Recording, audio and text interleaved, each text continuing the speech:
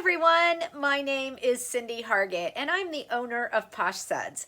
I'm really excited to be here today and I'm so glad that you're watching. This is my very first video that I am uploading to YouTube. I have been wanting to do this since I began my business, which was in 2020. I'm about a year and a half in and I have wanted to do this since the beginning, but have not learned how to do it and taken the time to do it until now. So here we go, first time. I'm not a professional YouTuber. I am not a professional video maker or video editor. And so hopefully I will get better as time goes by and learn new things to make it more interesting for you to watch. But I'm so glad you're here today. And today I'm making a soap called Hearts and Roses. It's a beautiful frosted soap. And I hope you enjoy watching me make it. I hope you learn something about soap making. And whether you're here to watch me make soap, watch me cut soap, or whether you're here to possibly make a purchase, I'm glad that you're with me. If you are here and you are interested in buying my soap or any of the products that I make, you can do that at my website, which is www.poshsuds.com. I add new products once every month, the first Wednesday of the month, but my products are always available online, and so I ship anywhere in the United States. And if you're local to me in the Lancaster, Ohio area or the Rio Grande / Gallipolis, Ohio area, we can arrange for a pickup, which will save you shipping cost. But I will ship to anyone outside of my area within the United States. So having said all that, I hope you will enjoy this video. I do want to make one correction. I had said 2 tablespoons of sodium lactate. It was 2 teaspoons that I added to the lye solution. So I just wanted to make that correction. I call my basement my soaping layer. That's where my creations happen. So now let's get to my soaping layer and let's watch us make some soap today. Please join me in the future for more videos. You can subscribe to my channel. You can you can comment. I do really look forward to hearing from you. Hopefully you will leave kind comments or helpful comments in some way. And I just look forward to starting this channel and seeing what it can do with helping me connect to you folks out there. And I hope you can learn something about making soap. Let's go. So here we are getting ready to make our Hearts and Roses soap. And the first thing, of course, after all the prep work to get ready is to pour in the lye solution gently. I do try to pour this in gently so that I don't incorporate air bubbles into the batter. That lye solution is including 2 tablespoons of sodium lactate, which I do include in all my soaps. That helps helps the soap to get harder faster for making the cut. So I gave it a blend, and now here I am adding the titanium dioxide mixture, which is titanium dioxide mixed with distilled water. This entire soap is actually going to be white, so I wanted to add all of that to the full mix of batter, including the frosting, because I'm not splitting it off to add any other colors. So I mix that in pretty well with my stick blender there, and then I go ahead and give it also a stir with the spatula. I just wanted to be sure that I got into the corners really well and make sure that everything is incorporated into the mix. So here I am adding the fragrance oil, and it's the full amount of fragrance oil. For this soap, it was Coco Mademoiselle from Wholesale Supplies Plus. It was added at a 3% usage rate, and that was also soaked in 2 teaspoons of kaolin clay. I do always add the kaolin clay as well. It helps the fragrance retain longer in the soap bars, and it does add a nice slip to the soap. So after adding the fragrance oil, I again added that full amount to the full batch because I wanted it to all have that fragrance in it, and this was prior to pouring anything off for the frosting. So I give that a good blend, make sure everything is emulsified, give the stick blender a little scrape there, cleaning that off a bit. And then I went ahead and poured off about 22 ounces of that frosting to use, of that batter to use for the frosting. The remaining part in the yellow bucket, I was just going to pour into the soap mold. I poured about 1/3 of the batter in there, and I was going to make the mica lines then with this mica This mica is called Sexy Pink Ballet Slippers, and again, it's from Wholesale Supply Plus. I just put that into my little tea infuser or strainer or whatever that thing's called, and I just tap that out to make as pretty much of an even line across the soap there that I could. It's a little hard to get on the edges there because it's so round, and the soap itself is in that mold with flat sides, so it makes it a little difficult. But anyway, you cover it the best you can. Then for this second layer, I was pouring about another third of the batter on. I did pour it onto the spatula instead of straight into the mold because I wasn't super concerned about keeping that mica line completely flat or straight. However, I didn't want to totally destroy it either. So since the batter was still pretty fluid, I just poured that in over top of the spatula to help break the fall. And then again, another mica line with that beautiful pink mica there, and trying to get that covered well. When you make mica line, you have to be careful. There is a happy medium of using that. You don't want to have it too thick where the soap layers won't stick together and your bar ends up breaking, but you also don't want it so thin that it doesn't really show up, because then that's just a waste of your ingredients and supplies. So you got to kind of get that right when you're making mica lines. So then, as you can see, I divided that soap into thirds. So now I have the top layer here going on, and you can see there that the soap is thickening up, and that bottom layer didn't look like it gave very much at all, or I should say the second layer. So I didn't even pour that over my spatula that time. So I give my bucket a scrape to try to get in all the batter that I can.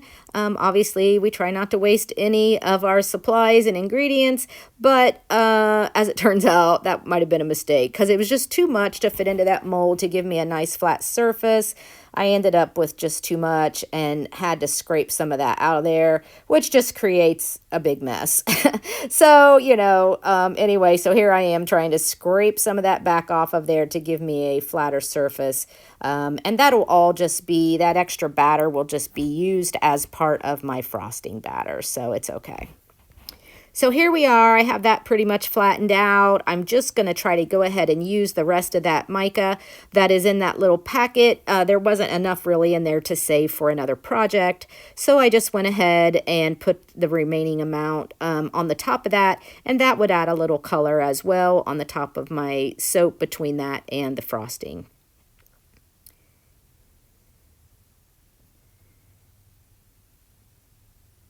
Once I get all of that on, I'm going to go ahead and put that remaining white batter in my pipe for piping.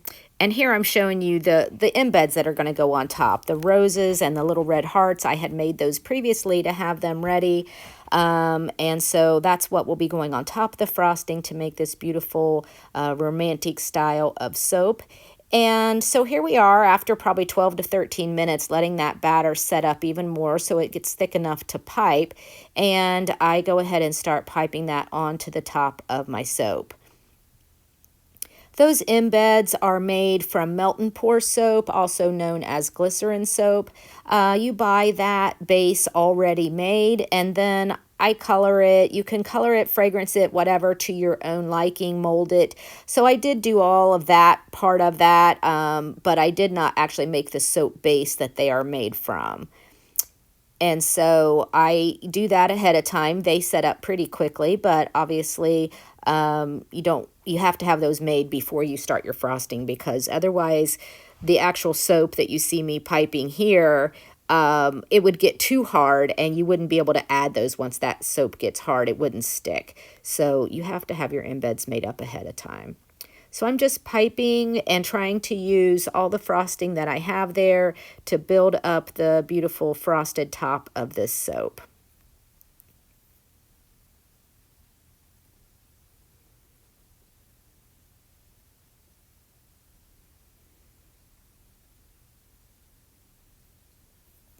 Trying to keep things pretty even and trying to have that those frosting lines kind of line up to where my soap cutter will be cutting it. You can see my ruler laying there. I had to mark that again. I just have a hard time keeping the marks on my mold.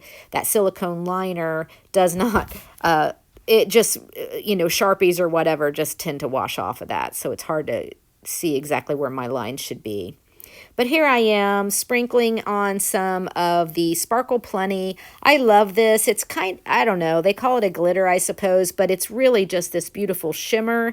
It adds this beautiful white shimmer to the top of the soap, and I love using that. It's just beautiful. You can see the little sparkly flicks floating around. I don't know if you notice, I'm wearing a mask there. That is to keep me from breathing those little sparkles into my lungs.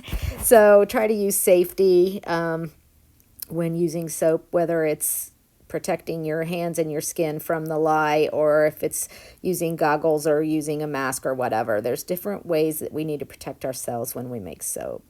So here I am just adding the roses. Those roses are fairly wide and they pretty much touch each other to get them across.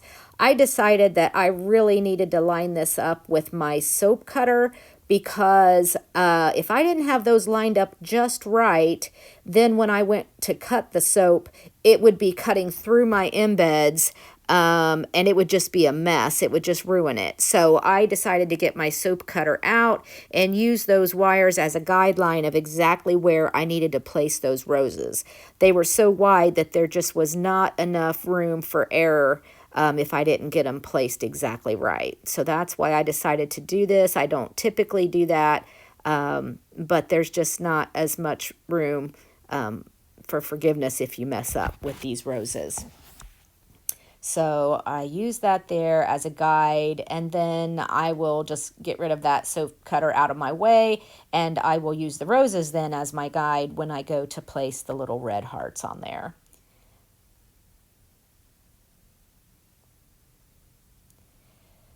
The hearts were fairly small and hard to work with my gloves. I have short fingers, and so the gloves always hang off a little bit off the tips of my fingers and made it kind of hard to work with. So I ended up taking off the glove off of my right hand so that I could just use my fingers, and just had to be very careful not to actually touch that white soap, which is not saponified, with the lye in there. Of course, that is hard on your skin and can burn your skin. So I just had to be super careful when placing those embeds.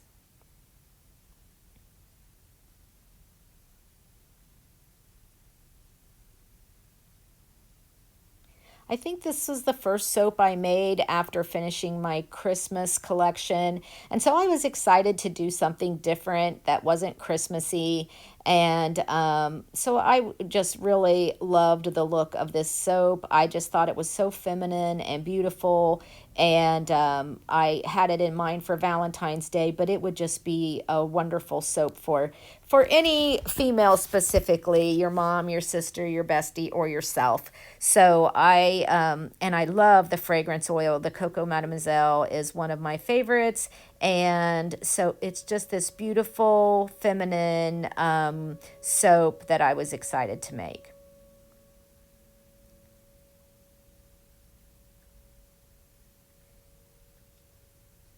So once I got all those embeds placed, I decided that I did want a little bit more of the Sparkle Plenty. So I did give a few pumps of that on top again, just to add a little bit of more shimmer that would show up on top of the roses and hearts. It just gave it exactly the look I was wanting.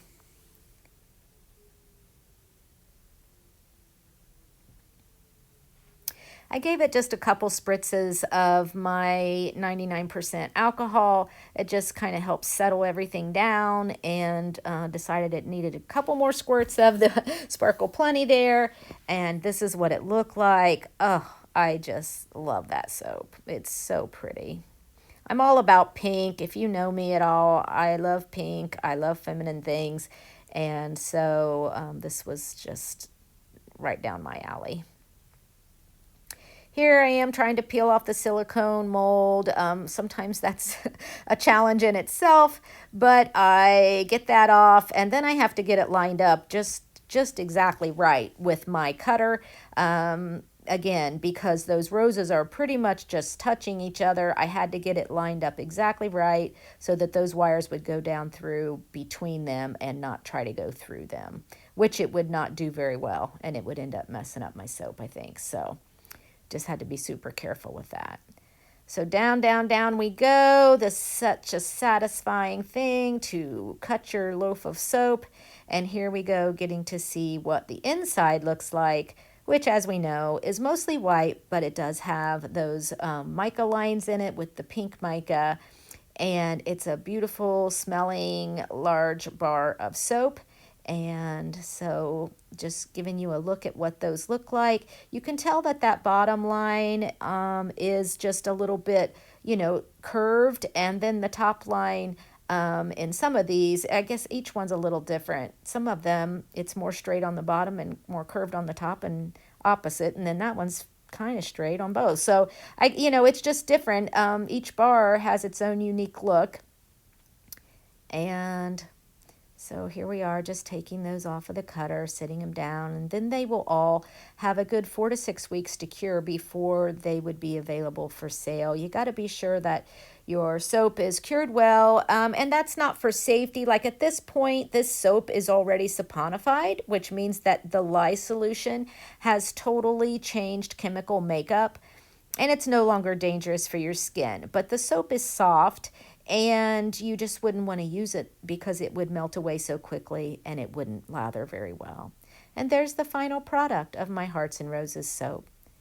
Thank you so much for joining me, and you can check out these soaps and more at my website, www.poshsuds.com. Thanks so much.